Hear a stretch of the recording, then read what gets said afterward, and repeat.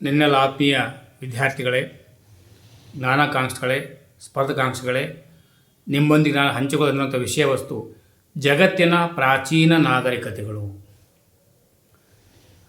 ಜಗತ್ತಿನ ಪ್ರಾಚೀನ ನಾಗರಿಕತೆಗಳು ಯಾವುವು ಅಂತ ಕೇಳೋದಾದರೆ ಈಜಿಪ್ಟ್ ನಾಗರಿಕತೆ, ಮೆಸೊಪೊಟೇಮಿಯಾ ನಾಗರಿಕತೆ, ಚೀನಾ ನಾಗರಿಕತೆ ಮತ್ತು ಹರಪ್ಪ ನಾಗರಿಕತೆ. ಜಗತ್ತಿನ ಆಧುನಿಕ ನಾಗರಿಕತೆಗಳು ಗ್ರೀಕ್, ರೋಮ್ ಮತ್ತು ಅಮೆರಿಕ ನಾಗರಿಕತೆ, ಮಾಯಾ, ಇಂಕಾ, ಆಜೆಟಿಕ್ ಇವು ಆಧುನಿಕ ನಾಗರಿಕತೆಗಳು. ಈಗ ಈಜಿಪ್ಟ್ ನಾಗರಿಕತೆ ನೋಡೋದಾದರೆ ಇದು ನೈಲ್ ನದಿಯ ದಡದಲ್ಲಿ ಜನ್ಮ ತಾಳಿತು. ಜಗತ್ತಿನ ಅತಿ ಪ್ರಾಚೀನ ನಾಗರಿಕತೆ. ಪಿರಾಮಿಡ್ಗಳು, ಮೂರ್ತಿ ಶಿಲ್ಪಗಳು ದೊರೆತಿವೆ.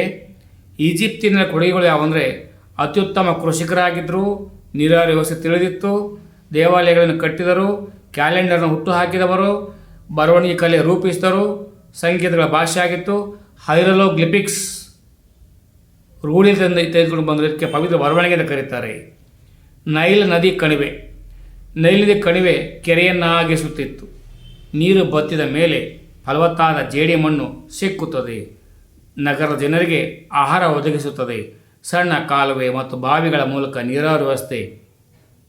ಇವರು ಕೃಷಿಕರಾಗಿದ್ದರು, ಜೊತೆಗೆ ಕಲಾತ್ಮಕ ವಸ್ತುಗಳ ರಚನೆಯಲ್ಲಿ ತೊಡಗಿದ್ದರು.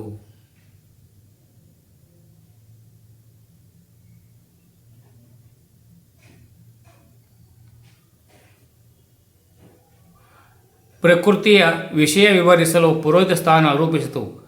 ಇವರು ವಿದ್ವಾಂಸರಾಗಿದ್ದು ಬರವಣಿಗೆ ಮೇಲೆ ಹಿಡಿತ ಪುನರ್ಜನ್ಮದಲ್ಲಿ ನಂಬಿಕೆಯುಳ್ಳವರಾಗಿದ್ದರು. ಪಾಪ ಕೃತ್ಯಗಳ ಲೆಕ್ಕ, ಬದುಕು ಸಾವಿನ ದೇವತೆ ವೈಸರಸ್ಸನ್ನು ನೀಡಬೇಕಿತ್ತು. ಸತ್ತವರಿಗೆ ನೈಲ್ ನದಿ ಪ್ರದೇಶ ಮೀಸಲಾಗಿತ್ತು. ಸತ್ತ ದೇಹವನ್ನು ರಾಸಾಯನಿಕ ವಸ್ತುಗಳಿಂದ ಲೇಪಿಸಿ ಮಮ್ಮಿಗಳನ್ನು ನೀಡುತ್ತಿದ್ದರು. ಈಜಿಪ್ಷಿಯನ್ನರ ಸಮಾಧಿಯೇ ವಾಸ್ತವಿಕ ನೆಲೆ. ಪಿರಾಮಿಡ್ಗಳ ಮಹತ್ವ. ಸತ್ತ ದೇಹವನ್ನು ಮರುಭೂಮಿಯಲ್ಲಿಟ್ಟು ಸಮಾಧಿ ಮಾಡುತ್ತಿದ್ದರು. ಸತ್ತ ದೇಹದ ಮೇಲೆ ಬೃಹತ್ ಶಿಲೆ ಬಳಸಿ ಗೋಪುರ ನಿರ್ಮಾಣ ಮಾಡುತ್ತಿದ್ದರು. ಇವುಗಳನ್ನು ಗ್ರೀಕರು ಪಿರಾಮಿಡ್ ಎಂದು ಕರೆದರು.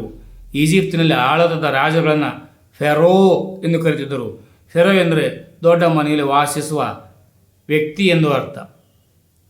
ಈಜಿಪ್ಟ್ ನಾಗರಿಕತೆ ಹೇಗೆ ಅವನತಿಯಾಯಿತಪ್ಪ ಅಂದರೆ 2ನೇ ಶತಮಾನಗಳ ನಂತರ ಹೈಕೋಸಸ್ ಎಂಬ ಅರೇಬಿಯಾ ಕುರಿ ಕಾಯುವ ಬುಡಕಟ್ಟು ದಾಳಿ ಮಾಡಿತು. ಇವರು ಈಜಿಪ್ತಿನ ಜನರ ಸಂಪತ್ತು ದೋಚಿದರು. ಆಶ್ರಯ ಬೇಡಿದ ಯಹೂದಿಗಳನ್ನು ಜನ ದ್ವೇಷಿಸಿದರು. ವಿದೇಶಿ ಆಳ್ವಿಕೆಗೆ ಸಹಕಾರ ನೀಡಿ ತೆರಿಗೆ ನೀಡಿ ಸೇವೆ ಮಾಡಿದರು. ಸಾಶಾಪು 1700ರಲ್ಲಿ ಥೇಬಸ್ಸಿನ ಜನ ಹೈಕೋಸಸ್ ಜನರನ್ನು ಓಡಿಸಿದರು. 1000 ವರ್ಷಗಳ ನಂತರ ಅಸಿರಿಯಾದ ಸರ್ಡನಪಲಸ್ಸನ ಆಳ್ವಿಕೆಗೆ ಒಳಪಟ್ಟಿತು. ಸಾಶಾಪು 6ನೇ ಶತಮಾನದಲ್ಲಿ ಪರ್ಷಿಯಾದ ದೊರೆ ಕ್ಯಾಂಬಸಿಯಸ್ನ ವಶಪಡಿಸಿಕೊಂಡನು. ಶಾಶಾಪು 4ನೇ ಶತಮಾನದಲ್ಲಿ ಅಲೆಕ್ಸಾಂಡರ್ ಪರ್ಷಿಯನ್ನರನ್ನು ವಶಪಡಿಸಿಕೊಂಡನು. ಅಲೆಕ್ಸಾಂಡರ್ ಸೇನಾಪತಿ ಟಾಲಮಿ ರಾಜಮನೆತನವನ್ನು ಸ್ಥಾಪಿಸಿದನು.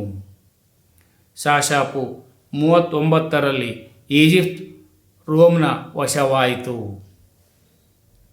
ಸಂಕ್ಷಿಪ್ತ ವಿವರಣೆ ಇದು. ಆಳುವಾಗ ಬೇಕಾದ ಗ್ರಂಥಗಳಿವೆ, ಅಭ್ಯಾಸ ಮಾಡಿಕೊಳ್ಬೋದು. ಪರೀಕ್ಷೆ ನೆಲಗಟ್ಟಿನ ಹಿನ್ನೆಲೆಯಲ್ಲಿ ಸಂಕ್ಷಿಪ್ತ ವಿವರಣೆ ನಾನು ನಿಮಗೆ ನೀಡ್ತಾ ಇದ್ದೇನೆ. ಸರ್ವೇ ಜನೋ ಸುಖಿನೋ ಭವಂತು. ಜೈ ಹಿಂದ್, ಜೈ ಕರ್ನಾಟಕ, ಜೈ ಭಾರತ್ ಮಾತೆ.